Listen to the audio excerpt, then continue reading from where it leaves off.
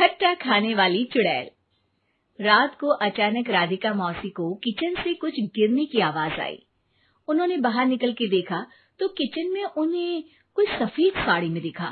वो चीख पड़ी, हे भगवान, आलतू जलाल तू आई बला को टाल तू, आलतू जलाल तू आई बला को टाल तू। राधिका मौसी को चीखते सुनकर श्रवण बाहर आता है भागते हुए। अरे माँ, क्या हुआ? क्या देख लिया? दादी माँ आ गई क्या सपने में? अरे बेटा, रसोड़े में देख तो कौन है? श्रवण रसोड़े में झांक कर देखता है और उसे कोई नहीं दिखता अंदर। अब रसोड़े में तो कोई नहीं है माँ। कोई सफेद साड़ी में नहीं है क्या? नहीं माँ, कोई भी नहीं है। चिल्लम चिल्ली की आवाज सुनकर काजल भी वहां आ जाती है। अब क्या हो गया माँ जी? अरे बेटा, रसोड़े में एक चुड़ैल थी सफेद साड़ी में। अरे क्या कर रही थी वो अंदर? अरे बताया नहीं, कल आएगी ना तो पूछ लूंगी। चुड़ैल जी, आपका क्या प्लान है? माँ जी, रात बहुत हो गई है, आपने कोई बुरा सपना देखा होगा, चलिए सो जाइए। राधिका मौसी सोने तो चली जाती है, पर उनको रात भर नींद ही नहीं आती। वो कुछ भी उलझुल बातें सोचने लगती है।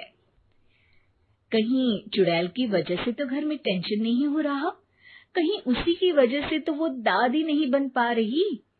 सुबह जब राधिका मौसी रसोड़े में छानबीन करती है तो पाती है कि नींबू का अचार गायब है।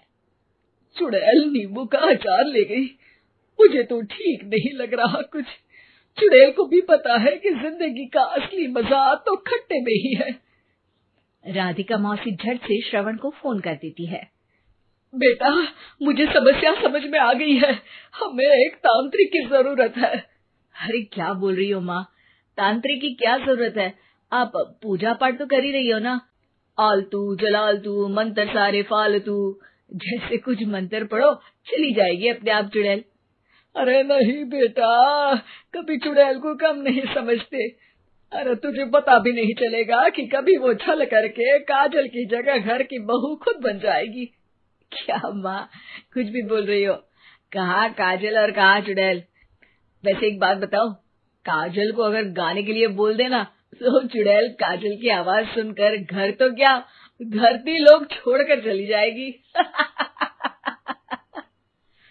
तुम ना पढ़े लिखे बच्चे हर चीज को मजाक समझते हो। तुम रहने दो, मैं खुद ही तांत्रिक को बुला लेती हूँ।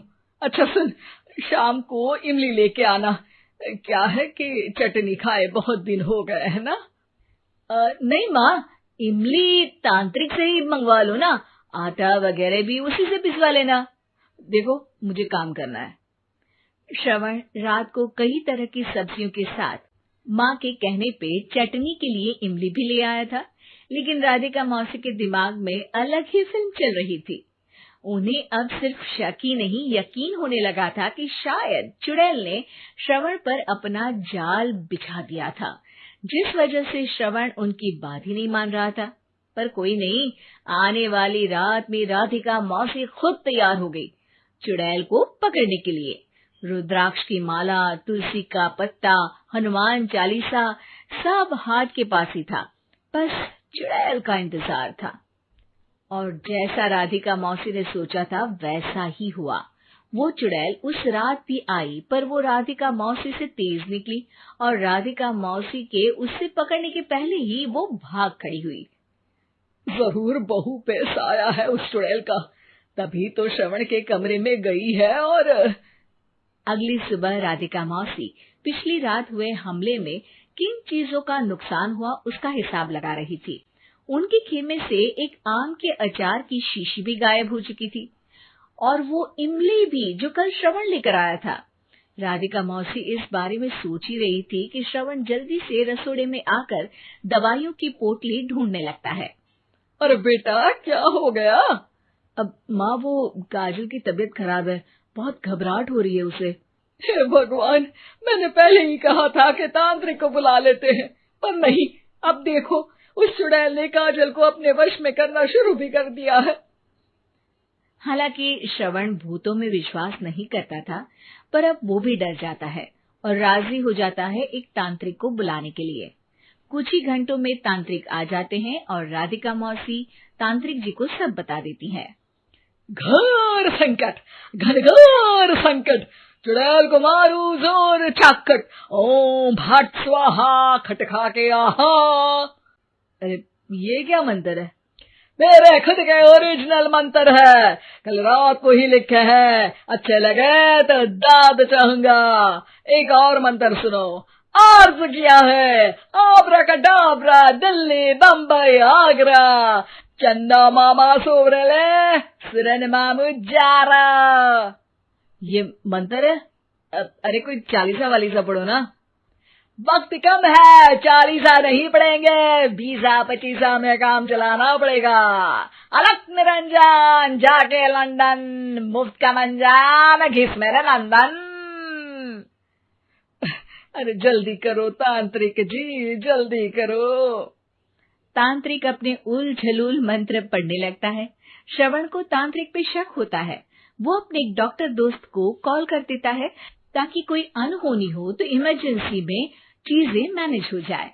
तांत्रिक धुनी रमाता है, जिसकी वजह से कमरे में काफी धुआं हो जाता है और जिसकी वजह से बहू की घबराहट बढ़ जाती है। अब भागेगी चुड़ैल। हाँ। बहू खांसते हुए धुएं से बचने के लिए बाहर चली जाती है। अरे भाग रही है, भाग रही है।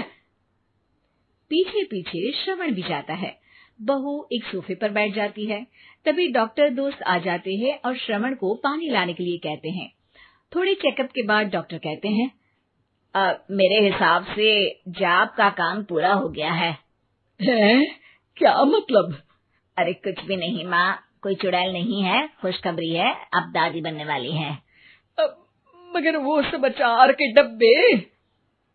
श्रवण दोनों अचार के डब्बे अपनी माँ को दिखाता है, जो कि उनके बिस्तर के नीचे छुपे हुए थे।